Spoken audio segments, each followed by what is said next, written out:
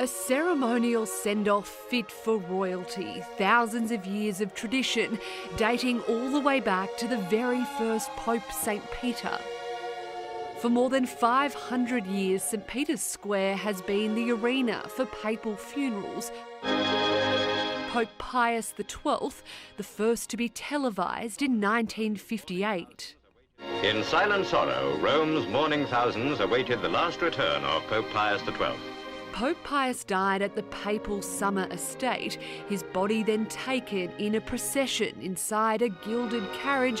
The cortege passed the Colosseum, where pagan emperors martyred early Christians.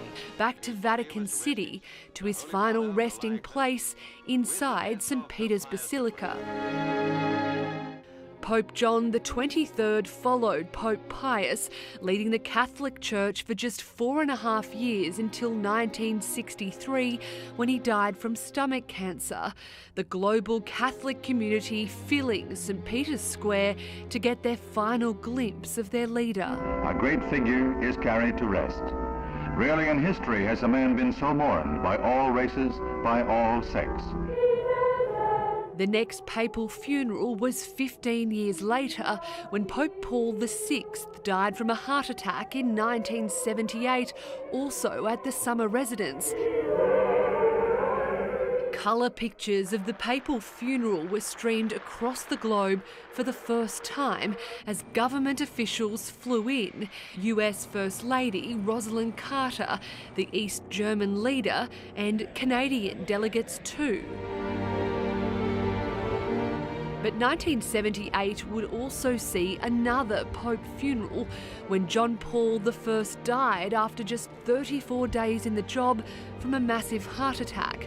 The first Pope to choose a double name, reflecting his two predecessors.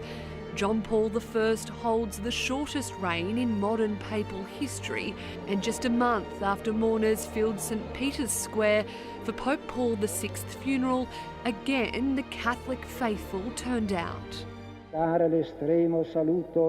Standing in the rain as they farewelled John Paul I. Pope John Paul II was his successor, leading the Catholic Church for nearly 3 decades. After the turn of the century in 2005, he passed at the age of 84. His funeral went for more than 3 hours, and at the time was the largest attended funeral in history. It was the calming influence. I think everybody now is at hoping the Holy Spirit is in command, and in a few days we'll have a new Pope. But the next Pope funeral broke the mould. Pope Benedict XVI was leader of the Catholic Church from 2005 until he took the unusual step to retire in 2013.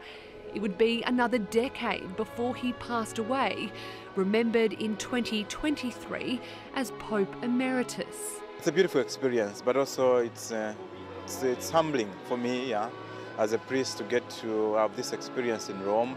His successor, Pope Francis, presided over his funeral, the first pope to do so. Francis, with a blessing and a prayer, a fond farewell. Benedict was placed in the traditional 3 coffins of cypress, lead and oak, and buried beneath his beloved St. Peter's Basilica. Now Pope Francis's turn, he rewrote the papal funeral rites book before his passing.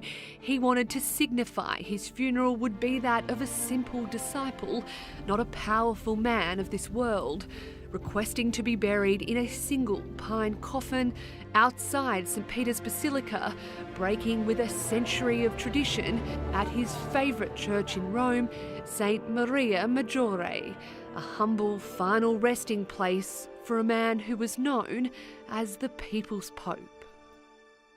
Yes, the People's Pope, much loved, and you can see that respect being played out right now in Vatican City, where the funeral for Pope Francis does continue. I'll come back now to Australian